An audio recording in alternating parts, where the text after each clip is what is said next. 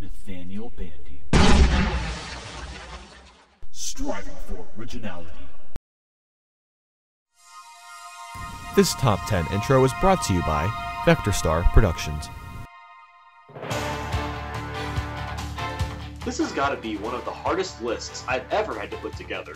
While Smash Bros. On the 3DS and Wii U brought us quite a few fantastic stages, we also saw a lot of stages from Brawl and Melee, which is a bit disappointing.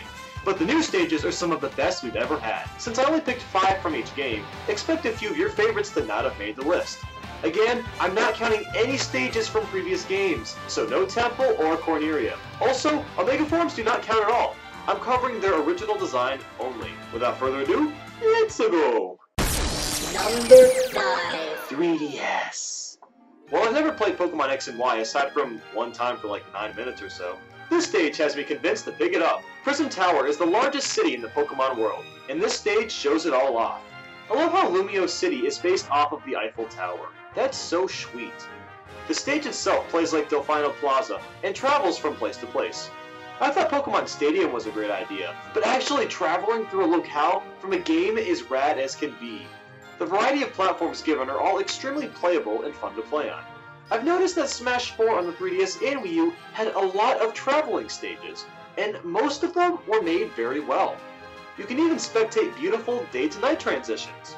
The stage at night looks very sweet because all the buildings light up and shine. The music is fantastic too, as most Smash music is.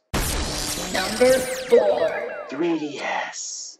Speaking of music, the first time I heard the Rainbow Road medley, I was literally crying with happiness. I ain't afraid to admit it. The nostalgic power of the Super Circuit, DS, and 7 variations of Rainbow Road really got to me. So here we have another traveling stage, where you literally travel through the best version of Rainbow Road, Mario Kart 7's. Holy piranha shooting ice balls! Talk about fan service! Whenever the platforms stop, we often stop right on the Rainbow Road track. We even stop on the moon! I wish we could nail down a flag right next to Neil Armstrong's. Shy Guys will of course try to run you over, but they aren't that difficult to avoid.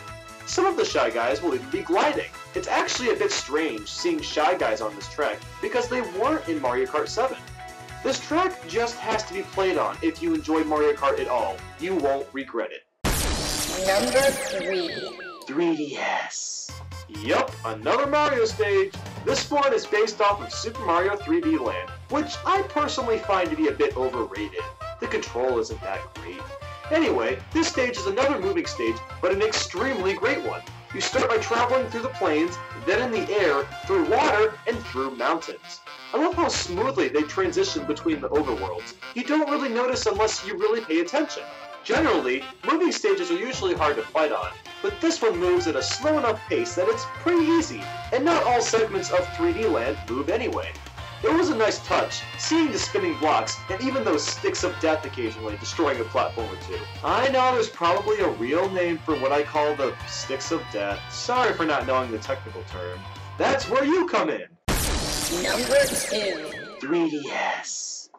I really wasn't expecting this stage to be made at all, but here it is, Pictochat 2. If you watch my top 10 unique Brawl stages, you might remember that the first Pictochat stage was my number 1. Spoiler alert, this stage doesn't change what's broken. It's basically the same stage, but with different drawings. Some of the drawings include a figure 8, dolphins, love at first sight, a tornado, and much more.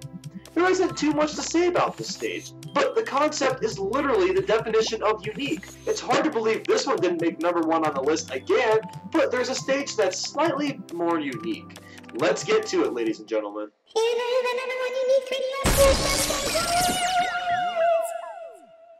Look, I didn't really want or intend to include 3 Mario stages in the 3DS portion of this countdown, but Nintendo seemed to do the best job with them. It's not my fault. This stage has gotten me into playing Paper Mario, and I don't even play RPG games. This is yet another dynamic stage, but only cycles 3 times. The first part is Hither Thither Hill, I can't say that, from Sticker Star, the second is SS Flavio from Thousand Year Door, and the third is Bowser's Sky Castle from Sticker Star.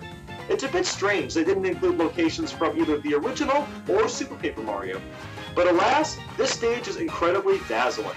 Everything in the background is paper, and they do a great job emphasizing that point. The first part of the stage has a fan run and blows over parts of the stage when it's turned on. Now, look, I know people complain about how unplayable the Bowser section is, and I have to agree that it isn't that great to fight on. However, this stage is based on uniqueness, not how playable it is. When the stage is switching sections, everything literally just folds out and folds in like a piece of paper. I can't describe how awesome this looks. So there's my thoughts on the 3DS version. Let's get to the almighty Wii U version. Number 5. Wii U. I'm gonna be honest, this stage really isn't that fun to play on. Now that that's out of the way, this stage is just really different compared to anything we've seen. Gamer comes from the Wii U title Game & Wario, and to start off, the stage layout changes every time. The arrangement of blocks move around through each play. That's pretty neat if you ask me. The mom in this game is crazy. She really doesn't want you gaming at night. She literally glares so hard at you that lasers come out of her eyes and touch random sections of the stage.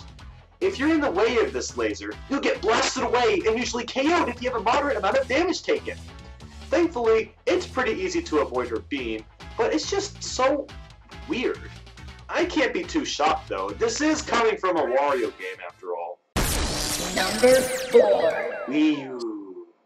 Can you believe that this one stage took the developers 1 year to create?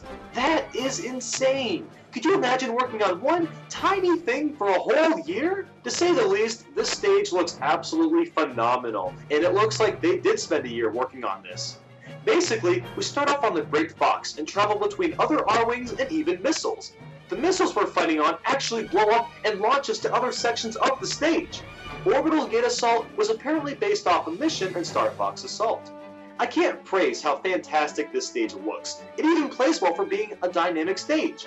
While I haven't played too much Star Fox, I'm really craving Star Fox on the Wii U after seeing how great this looks in HD. Number 3. Wii U. Even in the past 5 to 10 years, Nintendo still manages to create brand new memorable locales and worlds. In the 80s and 90s, we had Bob-Omb Battlefield from Super Mario 64, Pallet Town from Pokemon, and Lost Woods from Ocarina of Time. Today, Nintendo's new world is Woohoo Island from Wii Sports Resort and Wii Fit Plus. This stage allows you to travel around that island. Good golly gracious. I actually predicted this stage would be made too. We travel to several locations of the island, and for me, it brings a lot of memories playing Wii Fit Plus with my family. We all enjoyed the running or the biking activities because we could travel around Woohoo Island and see how vast and unique it really was. The music is surprisingly well remixed too. Number 2. Wii U. Let's be real, vertical stages don't work in Smash Bros. Icicle Mountain and Rumble Falls are some of the worst Smash Bros stages ever produced. Wrecking Crew, however, perfects the formula for vertical stages. You wanna know why? It doesn't scroll at all. There's no worry about having to travel up and down platforms. Instead, bombs can be blown up to destroy platforms, which in turn changes up the layout of the ladders and barrels quite frequently. A lot of people probably don't like the stage for that reason, but I just adore it for not only being fully playable, but for nailing the concept of a vertical stage to a T. This isn't the only stage that was the game changer though. Let's get to number 1, folks. Number 1 you need Wii U Stages for 6 years. Donkey Kong seems to get the monkey butt out of stages. Both of the Melee DK stages were awkward, not including the 64 port.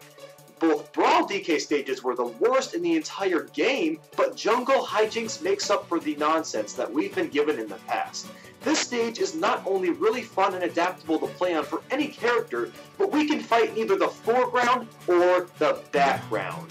Despite how crazy that sounds, it actually works very well. We are given several barrels for launching between the fore and background.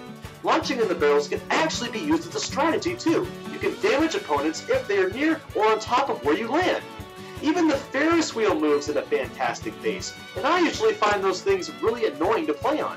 Jungle Hijinks is a beautiful masterpiece and was crafted to absolute perfection. So, did you guys agree with my list or not? What's your favorite stage on the 3DS and Wii U version of Smash Bros, and why? Leave a comment below in the chair. I'll respond to as many of you as I can. Now, seriously, thank you very much for watching, and I hope you all have a wonderful day.